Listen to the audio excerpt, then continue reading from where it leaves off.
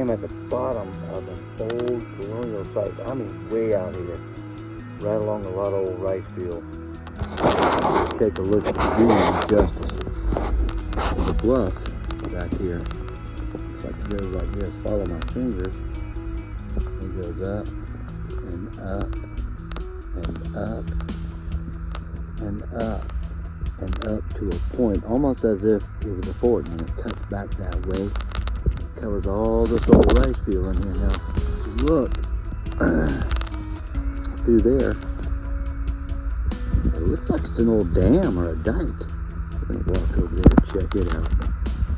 It's on the hill up there. Man, it's all iron. I don't know if somebody's been there years ago or what. I don't know. It's in the field ahead of it, which is full of thickness, and we're not going to get there. See those bushes? Those are Elaeagnus bushes. Those are not native. Those are plantation bushes. This place dates back early 1700s, so. Whew, I know it's a long walk in here. I'm parched. So, Hugo, he's somewhere around here. So here's the part that was cut back in the day, and man, in 1700 this was middle of nowhere. I'm serious. These were serious Indian countries, but they actually came through here and dug these, hand dug all the way. It goes for miles down here, and they could basically control some of this water with that dike over there and where it crosses in that dam. It could have had a trunk system in it. I don't know. It's an awful big piece of water. It could have loaded right here, and that's why it's wider up there and ends right there. That would be a big part of this. Usually it was rice field on both sides, but it's got such a large canal on one side, I wonder. This is part of that original canal, and they could flood it. It's kind of like a levee system in certain areas. And they just need these little flat bottoms to get through here.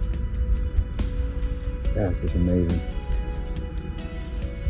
It's amazing, and behind us, of course, is the old home site of some sort. And that old dam came right across and went right in there. Very interesting. Alright, so let's move on. Got a little walking to do to get back. I'm getting late. Let's roll on. See where we end up at. Well, all good things must come to an end. It's bound for subdividing. It's hard to watch these things when you've been around all your life. Locals, they see this stuff. It's kind of heartbreaking. These hardwoods are hundreds of years old. They weren't in pine or anything. Hardwood. Now they're going to be a subdivision. This is really up the path of one of the earliest traveled waterways in this part of where I live here near Charleston. And here's what it is. At least the family that did have it, they owned it a long, long time, I can tell you that. Yeah. We walk out of here, back up where the old house site was, and kind of skedaddle. Appreciate you coming with me, though. I think you know what I mean. It's kind of like that everywhere in this world today. Cool old site way back up in there, and that's about all that's left.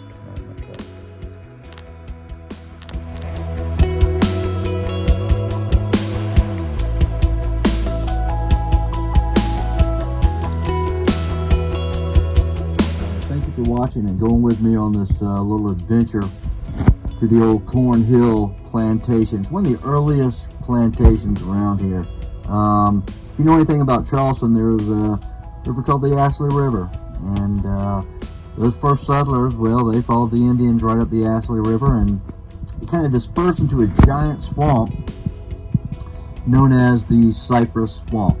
And plenty of Indians, also potential for farms and plantations, and Corn Hill just happened to be one of the earliest ones. It's dated 1701 by a steed name. It was granted by kind of towards the French, because the French actually inherited this this area of up top of Jedburgh, they call the area along the swamp.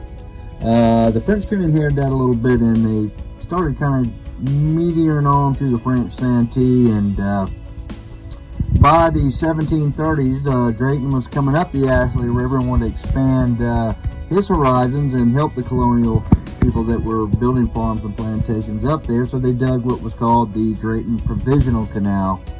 And the Provisional Canal was basically for everyone to use to get the goods and services down to Charleston through the Ashley River via the Cypress Swamp.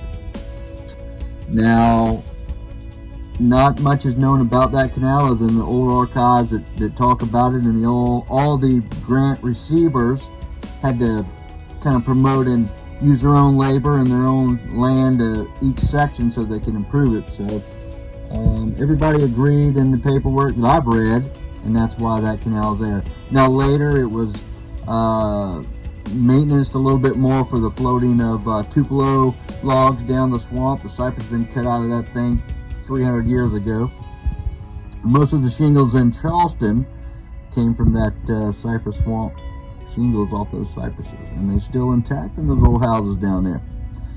But very old piece of property, and it's a shame that it is going to development. I know they did do process on any archaeological places in there, but it doesn't really matter.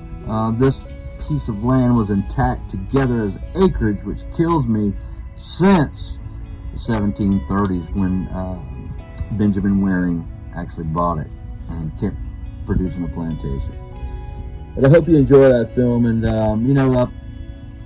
preservation is something that we love to see happen if it can. I know folks go through it, but the areas are building so much, I think money has become more important than a lot of this stuff. And it is private property. It can be sold and developed by the means of the counties and municipalities. That's life. But I try to record it and share my thoughts on it. And this is one that kind of got me deep because I am around here and I know the history of that swamp pretty good. So Hugo and I had a great time out there walking around. I want to thank Hugo for always inviting me to go to some folks he knows and enjoy those things. And yeah, South Carolina, beautiful place with smiling faces. Thanks again, y'all.